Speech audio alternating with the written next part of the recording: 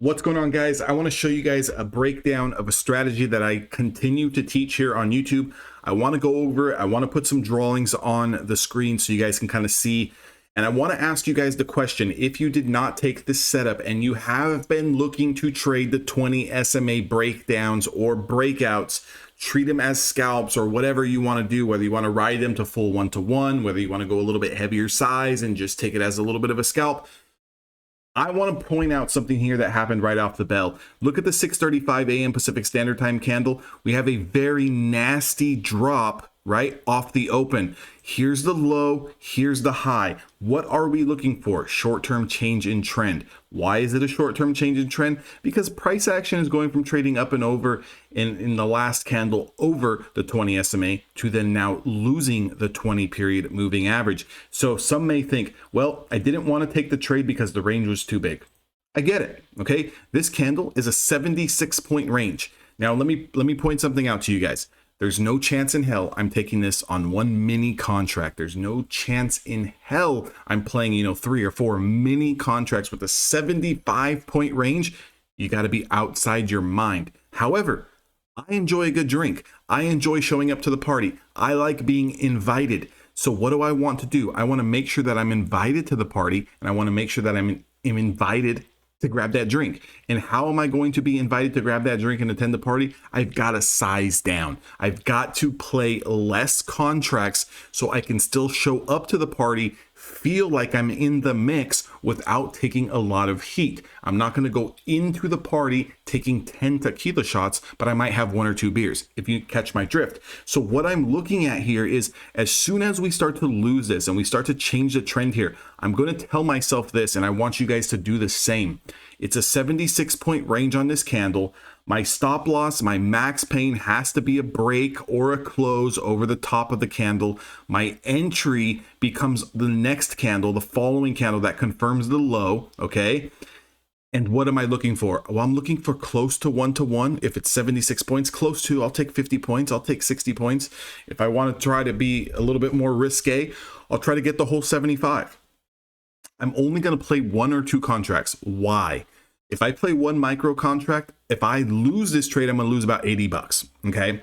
Or excuse me, 70 points, I'm going to lose about 150 bucks. Not that big of a deal.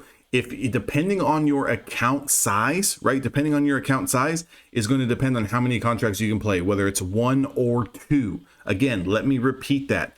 If you take this play and you're playing 1 micro contract, you're going to lose about $140 to $150 if it does go against you and you get stopped out at max pain. Okay, great. Let's say you don't want to play max pain. Well, we can cut the range in half. If the range is 76, we can cut it in half to 35. Let's cut it in half to 30. Let's cut it in half to 40. You can do it that way as well. Be my guest. If we play 2 contracts, we're going to lose around 300 bucks. So already going into this move, I'm telling myself I'm down 150, 160 if I play 1. I'm down 300 if I play 2. Makes sense? Everyone clear on that? If you're not willing to risk $150 or $300 on the play, then you don't take it. But myself, I like to be involved in the party. Anyways, this pays at a full 1-to-1. Yet again, the 20 SMA strategy does pay. Are they always the cleanest? Are they always seamless? Do they always work? No. Okay, you will lose. Again, that's trading. I want you personally, because lately there has been a lot of smart asses in some of the videos on some of the comments. People talking about the strategy's too simple. If you're playing like this and you're trading like this, there's no chance in hell that you're making money. Call bullshit on that. Again, you're looking for one specific thing to happen in the market. That's quote unquote your edge. What's the edge that we're using? We're using the 20 period moving average. It's a lagging indicator on price action, and generally whoever's controlling the 20 SMA short term is generally in control short term of the move. That's all we're looking at. So what's our edge? Our edge is going to be a 1 bar stop system. Okay, so we're only going to lose a max of 1 bar, period. Our profit, our risk, our reward on the risk is going to typically be close to at least 1 R, and sometimes we get more. Okay, now the real edge comes into the trader. If you suck as a trader, which the people who like to come into the comment section and say that these basic strategies don't make money normally typically suck as a trader because they have a lack of discipline, they have a lack of mindset control and emotional control and psychology control, and essentially they don't want to believe that something can be that simple. And typically they are the type of people to win a trade and get overly excited. Again, trades are a dime a dozen. They come, they go, they come, they go. But they get overly excited and they think that they can just do this all day, every day, and take 10 trades, take 5 trades, take 20 trades, take a million trade setups in a day, and they're just going to magically be a millionaire. And guess what? They get stopped around and the market humbles them very, very quickly. If you're lucky enough to catch a setup like this where you're going to make 50, 60, 70 points, you better damn sure be on the verge of cutting the cord for the day and stop trading. Again, guys, I hit a trade like this for 40, 50, 60, 70 points. You sure as shit are not going to see me trading again today. I'm not going to push my luck.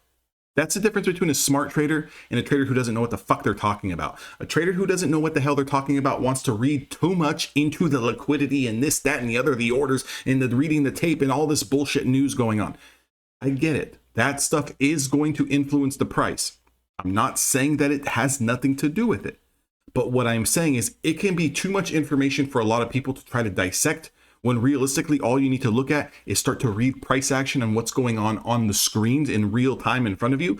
Because half the time the people who are the smartest in the room, meaning they understand liquidity, they understand orders, they understand the tape, they understand the flow, they understand multiple different trading strategies, supply and demands, or whatever you want to look at, those people are exceptionally good at that type of stuff generally suck on the emotional side of things.